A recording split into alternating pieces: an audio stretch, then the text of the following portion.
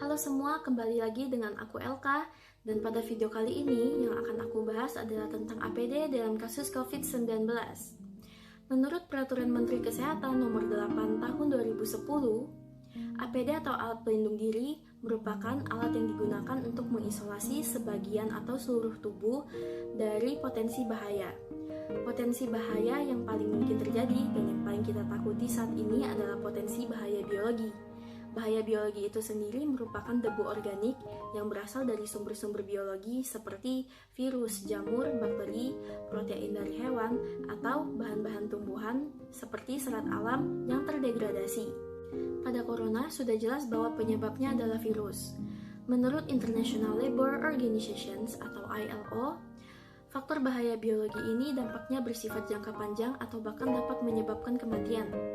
Potensi bahaya lainnya berupa potensi bahaya kimia, fisik, ergonomi, dan lain sebagainya. Dalam kasus COVID-19, APD yang digunakan dapat dibagi menjadi dua, yaitu APD yang digunakan oleh tenaga medis dan APD yang digunakan oleh tenaga non-medis.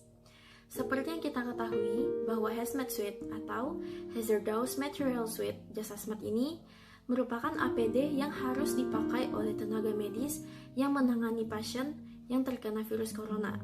Dengan menggunakan jas ini, mereka akan mendapatkan isolasi individu atau perlindungan dari molekul berbahaya yang mungkin terjadi kontak dengan mereka seperti droplet atau cairan air liur pasien. Terdapat 4 tingkat klasifikasi dari hazmat suit. Yang pertama, hazmat suit level A. Hazmat suit level A ini merupakan hazmat suit dengan tingkat proteksi tertinggi, jadi dia itu bisa melindungi dari asap, uap, gas, dan partikel. Setelan baik dari penutup wajah, sepatu, sarung tangan semuanya jadi satu, dilengkapi dengan alat bantu pernafasan SCBA dan alat komunikasi 2 arah dalam setelan. Biasanya digunakan untuk menangani bahan-bahan kimia. Oleh karena itu, hazmat suit yang ini biasanya tuh terbuat dari bahan teflon, T-Vex, karet berat, atau bahkan PVC. Yang kedua, level B. Dia tidak jauh beda dengan hazmat suit yang level A.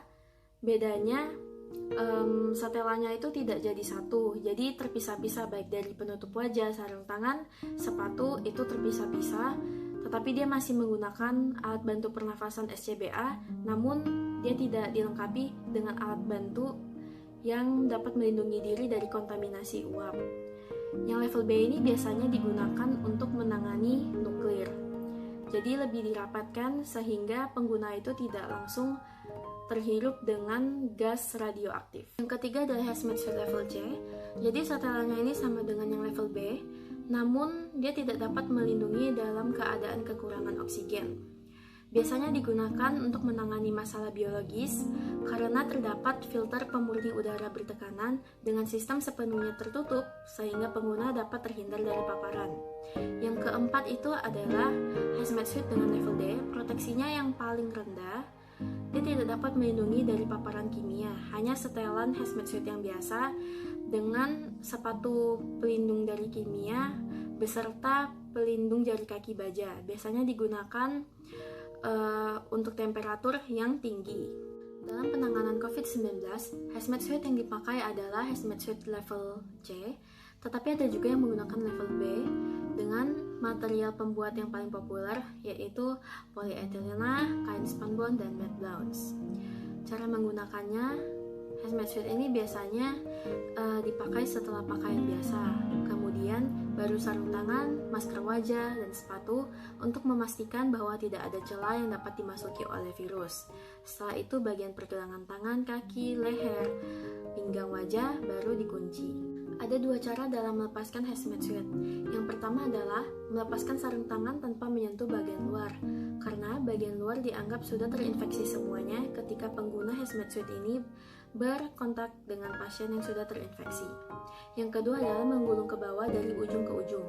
Protokol menyatakan bahwa hazmat suit ini harus dilepas sebelum keluar dari area yang diisolasi, dan hazmat suit yang sudah dilepas tidak boleh dipakai kembali. Untuk APD bagi tenaga non-medis, masker itu sudah lebih dari cukup. Jadi kita tenaga non-medis ini tidak perlu menggunakan APD yang berlebihan seperti hazmat suit. Nah, dengan melakukan social distancing saja kita itu sudah melindungi satu sama lain. Terima kasih, semoga bermanfaat. God bless you and stay healthy.